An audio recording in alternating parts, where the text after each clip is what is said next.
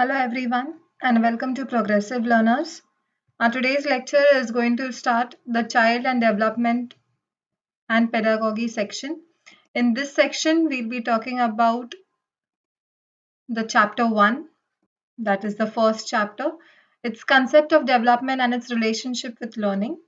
This chapter lays the foundation of pedagogy as without understanding this relationship, that is the relationship between development and learning, you cannot properly understand and you cannot probably take a suitable pedagogical action. So we'll start with this chapter. This is the part one of this chapter. We start with the concept of development. Children, when you need to understand what is the concept of development basically, development is defined as the progressive series of mannered and coherent changes. We need to understand that development is a wider term. There are many views which are included in it. For example, you have the social development, you have the environmental development, you have an economic development. Many things can be spoken about. In other words, development can be described as growth in physical, mental, and emotional state of mind or of an individual. Okay, there are many thinkers who have given various definitions. You can go through those definitions later on. They are not yet asked in your CTT exam, so I'm not stressing on them a lot. B is a topic which is the characteristics of development, and this is a favorite topic over here. There are six important characteristics of developments that you need to understand. The first one is that the process of development continues from the moment of conception until the individual reaches maturity. Now, what do you understand by the moment of conception? Conception is the time wherein the egg gets fertilized by the sperm. So, once you are an embryo, once you are in that stage, until you reach maturity, your process of development is going to continue. The next one says that development occurs in an orderly manner and follows a certain sequence. We are well aware of this, children, because the first stage is obviously going to be infancy, then you have early childhood, then comes the late childhood, then you have adolescence, and later on is maturity is attained. So we understand that the sequences need to be followed in your human beings. It is also followed in animals. It is also followed in birds. You can never have adolescence which comes before childhood, or you can never have maturity which comes before your late childhood. There are going to be these stages, and these stages are going to be in an orderly manner always. So this is a sequence which is followed by development. Now, development is both qualitative and quantitative. Now, what do you mean by these two terms? Qualities of a person can only be seen, they can be never measured. Whereas when we talk about quantitative, we talk about physical growth. So, development is both. It is qualitative, means you can only observe it, you cannot measure it, and it is measurable also. Okay, a child goes physically. He also develops the qualitative aspects of these personality. So physical becomes quantitative aspects and the personality development becomes qualitative. Hence, we say that development is both qualitative and quantitative. The fourth one says that human growth and development is a very complex phenomena. Now, why we say that it is a very complex phenomena is because human growth is not only intercepted by the environment. There are many other factors, like you have certain physical factors, you have certain social factors, you have economic factors, you have the environment, you have the sex of that person, which determines how that person is going to develop into. Okay, so there are many things which are included or which are considered when you talk about human growth and development. And hence we say that it is a very complex phenomenon. The next point is that it is possible to predict the rate of development by seeing a slow learner and a superior child. But you cannot but it cannot be predicted accurately. Now, what do you mean by that? Many times in your class, you must have seen that there's a child who is quite slow in grasping the concepts which you give. And on the other hand, there is a child who is quite fast in learning whatever you teach, maybe a new thing or maybe a previously taught concept once again. So this is a way by which we can predict, okay, that this child is a slow learner or the other child is a superior learner. So we can just predict the rate of development in these learners, whether in the first one or the second one. But this prediction can never be done accurately, because we know that obviously there are exceptions. Children who are slow learners at first tend to become good as the time progresses. With the teachers efforts, they can improve also. So that is why you cannot predict the rate of development, and it's never going to be constant in any child. The last point says that individuals differ from each other in their pattern and rate of development. This is similar to the previous point, children, because you see that each and every child is a individual, and each individual is unique. So you cannot compare individuals based on their rate of development or on their growth, because they are going to differ each other in their pattern, but the order is going to remain the same. Okay, we are not talking about the order over here, we are talking about their pattern and the rate of the development. These differences can be caused by the heredity and also by the social influences and environmental influences. So I hope you understand that there are 6 important characteristics of development: the first one, the second one, the third one, the fourth one, the fifth one, and the sixth one. Please see to it that you keep a note of all these 6 characteristics of development, as they make very good questions in your exam. Let's move on to the next. You start with the next subtopic, that is types of development. So we just now saw the characteristics of development. Now let's start with the types of development. There are 5 types of development, children, basically. The first type being physical development. You can understand from the title itself that physical development is the development which we can see, or it is the most recognized, and we can observe the changes which are taking place in the life of a child. Now, what all does physical development include? It will include the motor skills. So when I'm talking about motor skills, there are 2 types of motor skills. There are the gross motor skills as well as the fine motor skills. So when we are talking about gross motor skills, we are talking about walking, we are talking about jumping, we are talking about catching, etc. And the fine motor skills, we are talking about painting, writing, and drawing, etc. This development stage is also called as maturation. So we need to understand that physical development, when we are talking about physical development, this is also called as maturation. Okay.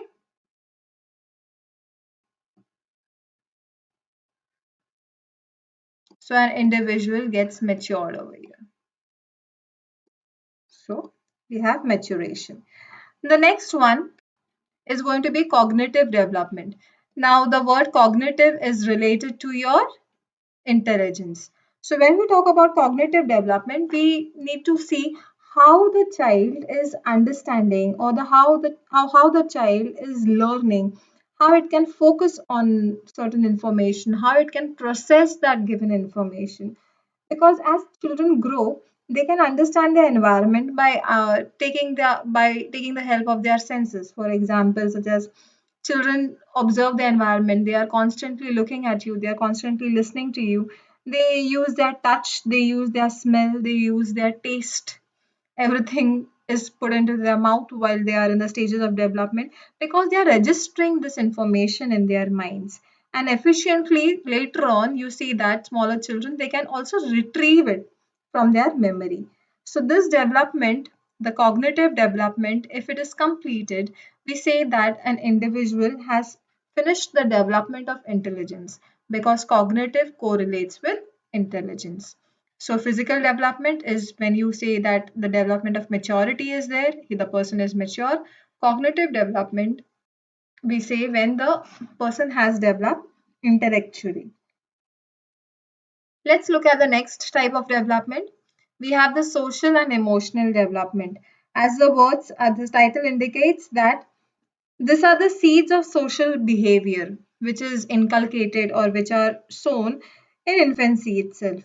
We can see that young children, they enjoy the company of friends, they develop social habits, and with this social habits, they become emotionally attached to certain people. They develop the social skills like sharing, cooperation, patience, etc. and their interaction with peers is also developed. We understand that emotion development or emotional development is that it's the ability of that child to control and manage one's emotion. Okay, so it's always recommended that we have children in company of those adults who are emotionally secure, who are emotionally mature and stable, and they can be able to manage their emotions. Because looking at them, looking how they manage their emotions, the child is going to learn over there. So if the child has good background, if the child has good environment, the child is going to develop these skills quite well. Let's move on to the next. We talk about language development. Language development is through various means of communication. Like we can have writing, we can have speaking. Some people have sign languages. Some people have other sort of medium of communication. So we see that language is very important. Why? Because through language you can express your thoughts, you can express your desires, you can express your feelings. Okay, we in language you use something which is called as words. So these words are made out of alphabets, and these alphabets are nothing but symbols. Okay, so you use symbols or you use words to express your thoughts. So language development is very important. If this is well developed, the child is able to express himself or herself quite well in the social environment. The last one is moral development. Moral development is nothing but the ethical or the ethic norm developments. It is the conscience development. The child understands to act morally. We remember that when we were young, and even now, children are given value education classes. There is a period which is reserved for value education wherein children are taught moral values. And these moral values, the teacher is generally talking about certain good qualities or good manners. But these manners are better inculcated if they are seen or they are surrounded by these well mannered people in their environment. So I may say that the ability to judge and act morally is going to be developed only after the moral development. But we see that even after teaching them or even after giving them all this, this moral development is somewhat related on the cognitive development. And why do I say that is just because until and unless some amount of this cognitive development is attained, the child does not understand how to reason morally. They do not understand how to judge a particular person. So that is why moral development comes with a certain level of cognitive development. So these were the five types of development. We have physical, cognitive, social and emotional, language, moral. Okay. So I hope you all have understood the types of development. Let's move ahead. The next topic is going to be growth. Now, what do you mean by growth? Growth often refers to the physical growth. Okay. So growth means the shape and growth in weight, which includes the growth of muscles also. The physical growth is going to affect your behavior, and vice versa, that is your behavior is going to affect your growth. Okay, so there are certain topics that we have to understand. Growth refers to what? Increase in weight, height and changes in the body proportions, so it is a physical value. The next one, it takes place in the physical aspect only. Very important point. Many times there are questions which are framed on this point. And the last one is it can be measured. Why it can be measured? Because it is in the physical aspect. So because it is a physical quantity, we can measure it. We have the uh, equipments to do that. So then you may say, if this is growth, what is development, right? So what are the actual differences between growth and development? So we look at that also. So I have a table for you wherein we'll be talking about what is growth and how is it different from development. Let's look at the first point. The term growth is used purely in the physical sense. As I had just now mentioned, we use the term physical growth. Okay, so growth which can be the development which can be measured basically is called as growth. Whereas what is development? Development implies overall change in shape, form, or structure. So it is going to be a more broader term over here. It is going to imply or it indicates the change in quality or character rather than the quantitative aspects. So we need to understand that these two are different over here. The next point, so this was the first point. Let's look at the second point. The second point says that the change produced by growth are a subject of measurement. Obviously, because it is physical, it can be measured. And here, because I said that it is an overall thing, it also includes qualitative part. Hence, the changes are difficult to measure. So we cannot measure these changes and they are only observable, but it is difficult to give how much they have developed. Okay. Now let's move to the next one, the third point. Growth is one of the parts of the development process. Okay, so we see development process and growth is one of the part of the development process. So development is a wider and a comprehensive term. So we see that it refers to the individual changes in the individual, whereas growth is one of the part of that changes. Okay. Now growth, the fourth point, growth may or may not bring development. Very important, children, because we have seen many children who have grown in physical sense, but the intellectual property has not increased. The child may grow becoming fat, but his functional improvement or development may not be seen. Whereas we see that development is also possible without growth. Now, a very important point over here, growth may or may not bring development, but development is sure without growth also in certain cases, because always there are certain exceptions. Why do we say this? Because some children may not gain in terms of height and size, but they do have the experience to function and they have improved rather than the other ones. So we see that some children have attained good height, some children have attained good muscle structure.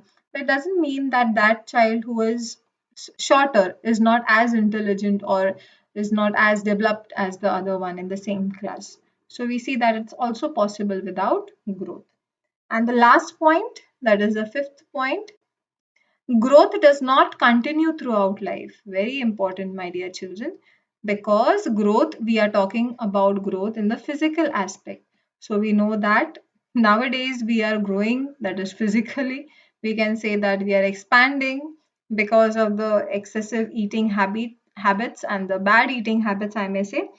But it stops after maturity has attained. Actually, growth, your height will not increase after you have been matured. Whereas development is a continuous process. We say that it follows from the womb to the tomb. Okay.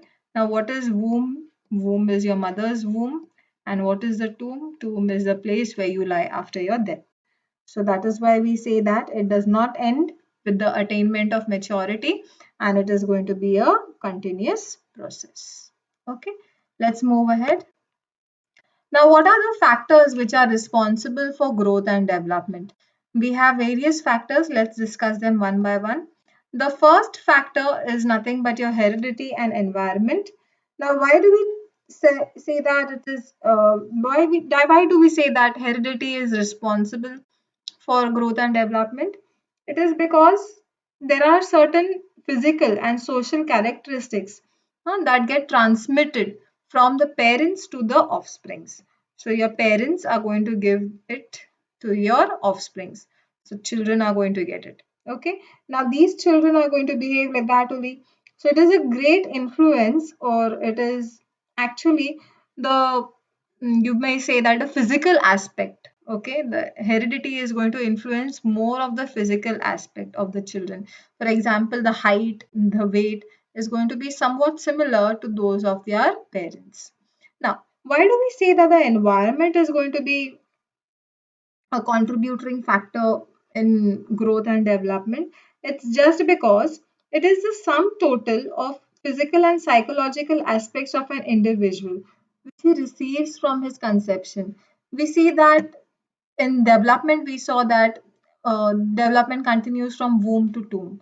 Okay, so the environment which he stays in, okay, how if we have seen that children who are raised up in well civilized societies behave in that way, whereas children who are raised up in not so civilized societies do not have the mannerisms of how to behave in a society. So we see that heredity and environment together are going to contribute, and the environment can be controlled actually to make heredity more favorable for the growth of that individual. So we see that this factor, environmental factor, needs to be controlled a lot. And that is why we need to be careful of what our children are watching on television, what are their peers doing, and what is their social environment. Because this is going to contribute a large amount on their development. The next point, that is the second point, is going to be nutrition. Now, obviously, we need to have our children well nourished. Now, why we need to have our children well nourished? Because a balanced diet is going to benefit them both physically as well as mentally. For this purpose, we have started with the midday meals because many children were malnourished. Those children who are coming to government schools and who are from a lower economic background, they were not receiving enough amount of nutrition. So there was no enough or there was no proper scope for development. And that is why we acted upon their nutritional needs. We see that malnutrition has an adverse effect on the structural and the functional development of an individual. Hence, we should see that the food habits of that child are good. The third one is nothing but your sex. Now, why do we say that? Because we see that there is a difference when it comes to boys and girls and the rate of their development. We see that the maturity is attained at different stages. So, be it boys, be it girls, the rate for development and the rate for growth is going to be different because generally we see that boys are generally taller, but girls show rapid physical growth in adolescence. So, we see that the body constitution and structural growth of girls is different than that of boys. Okay, and their functions also are different basically.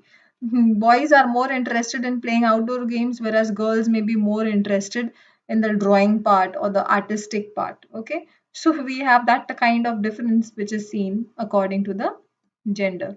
Next, you have early stimulation, the fourth one. Now, what do you mean by the early stimulation? We see that a stimulating environment encourages good physical and mental development, whereas an unstimulating development, where you never are encouraging the child, okay, is not going to have or is not going to lead to the child's development above its potential. Okay, the child may be having a good potential for development, but because of the lack of stimulation, the lack of encouragement given, we don't see that much amount of development which is taking place. For example, we see that talking to a baby, or you may have a preschooler, if you show them storybooks, they tend to understand those pictures, and this leads to development. So we see that we should have this stimulation, we should have this desire to talk to children a lot so that they are stimulated, that their cognitive development is good. Okay. The last one, there is a fifth one, is the child rearing practice. Now, this is very important when it comes to growth and development. Now, why it is very important is because we see that we have two types of parents basically. Yeah, we have certain parents which are very firm and they are democratic, whereas we have parents which are permissive. Now, children who are raised up by democratic parents, or the parents who are good in their practices for rearing them up, they are likely to make better and personal and social adjustments because they are given a chance to do that. But when it comes to permissive parents, we have parents who tend to have a caring feeling for their children, and because of that feeling, what they do is they do not give them a good freedom. That is, they are not free, children are not free to make their own choices, parents are making choices for them. Okay, because of this, what happens is there is poor emotional control. and they become underachievers in whatever they take. This may not be true all the time, but it is generally seen that parents who are brought up by, children who are brought up by democratic parents do better in life than by those children who are brought up by permissive parents. So that's all. We have these factors which are responsible for growth and development. You will be asked about these factors. You can be asked about any of the contributing factors and why they are important. You need to reason out according to the explanation I have given you all, and then you need to take your decision. So, this was all for today. I hope you all have understood. Any doubt anywhere, you all are free to write it down in the comment box. Please like and subscribe the channel if you all have liked the video, and stay tuned for further videos. Thank you and have a nice day.